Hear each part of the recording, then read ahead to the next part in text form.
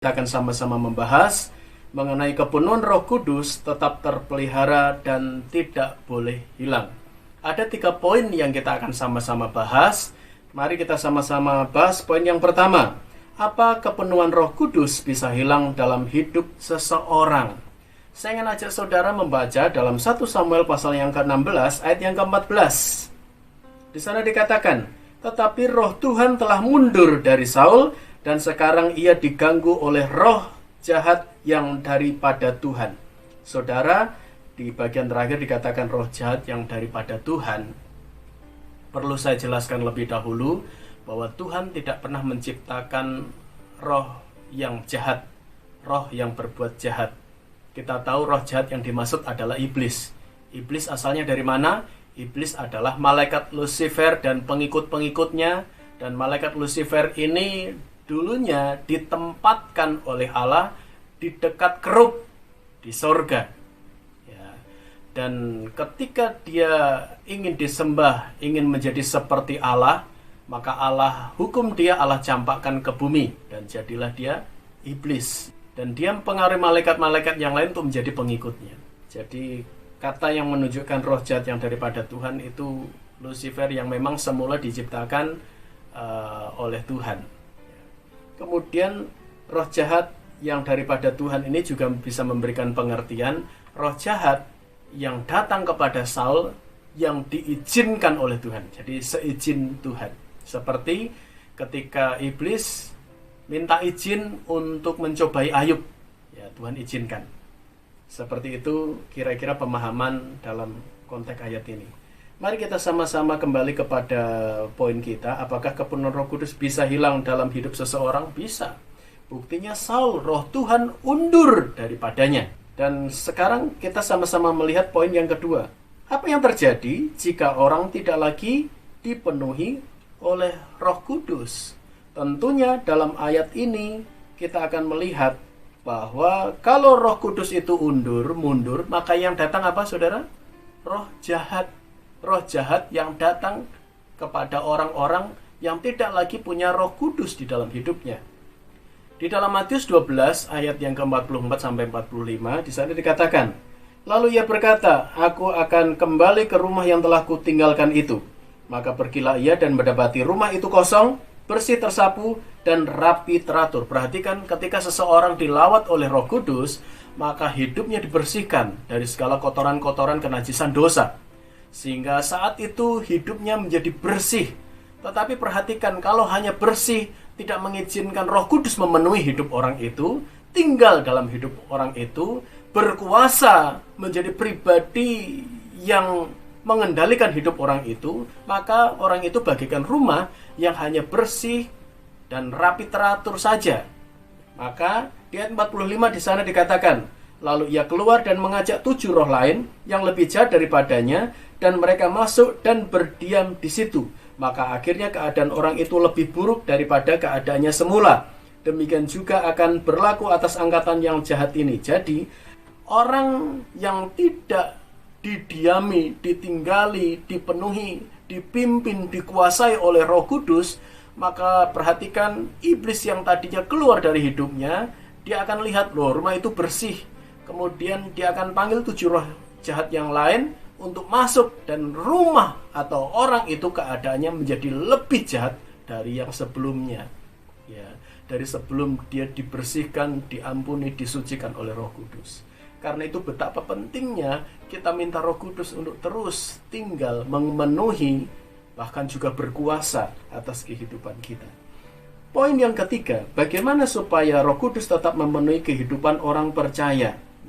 Saya mau ajak saudara melihat peristiwa ketika Daud diurapi dalam 1 Samuel 16 ayat yang ke-13.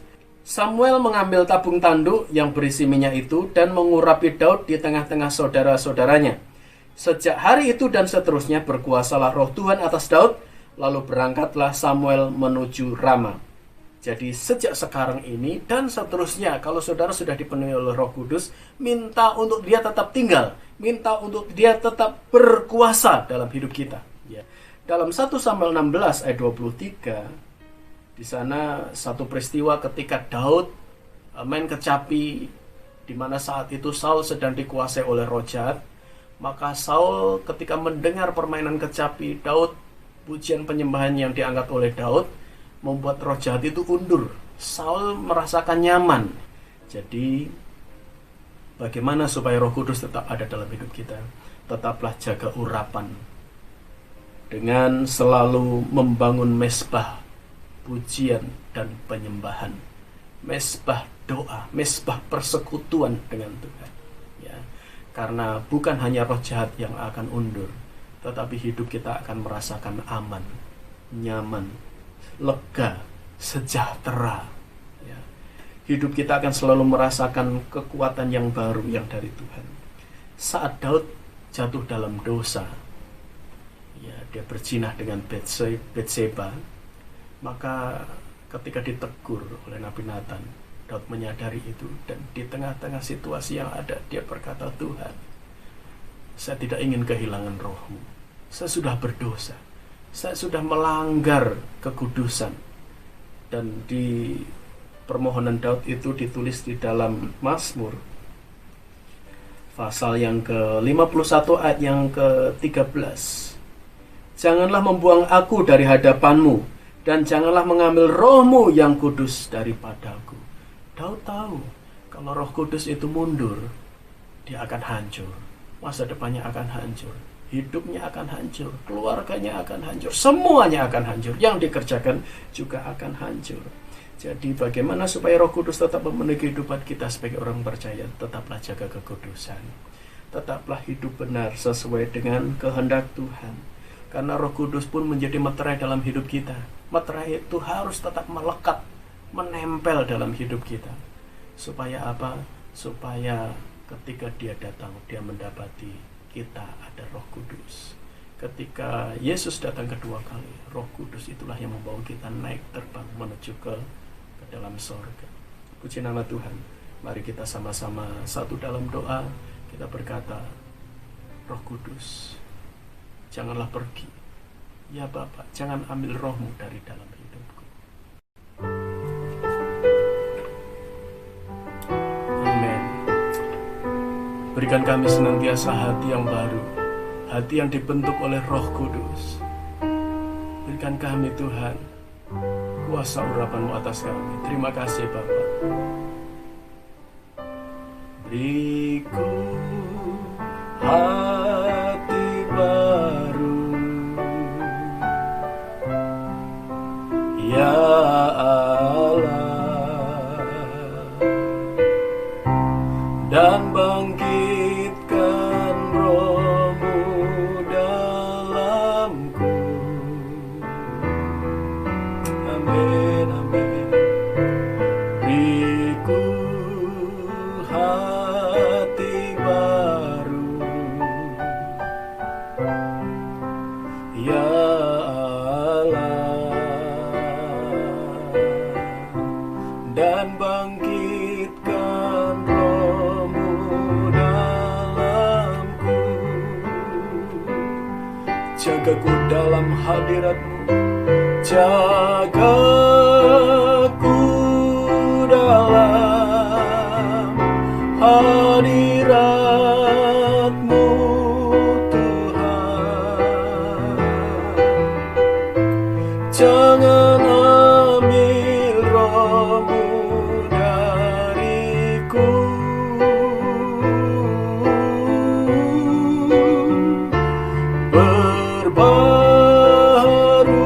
Perbaharuiku sukacita keselamatanku. Jangan ambil roh-Mu dariku. Jagaku dalam hadirat-Mu Tuhan. Jangan ambil roh-Mu dariku.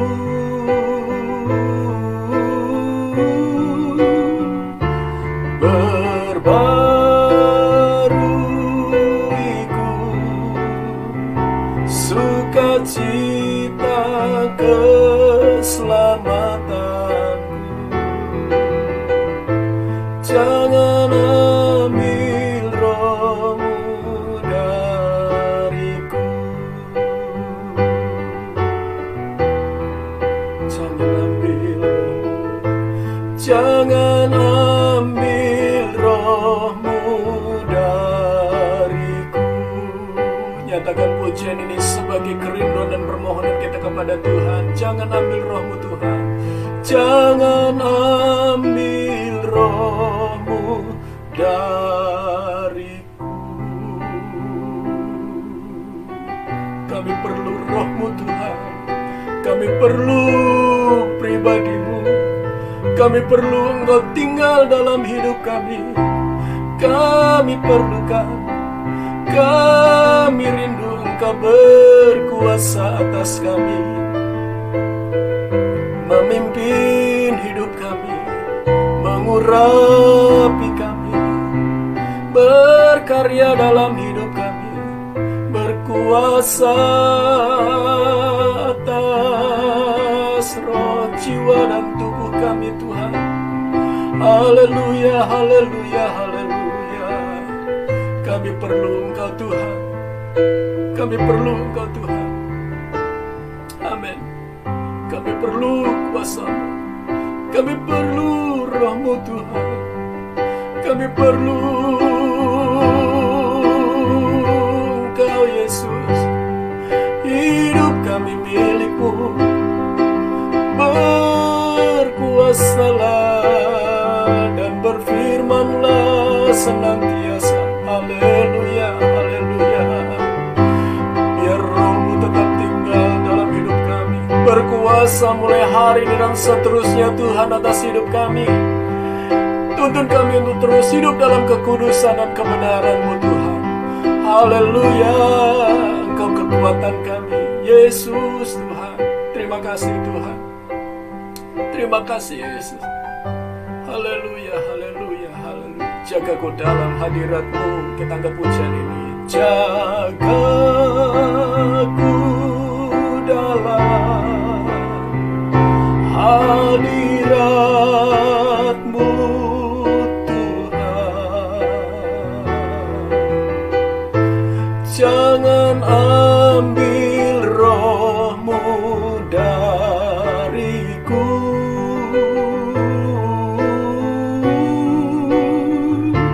Perbaruiku sukacita keselamatanku. Jangan ambil roh-Mu dariku.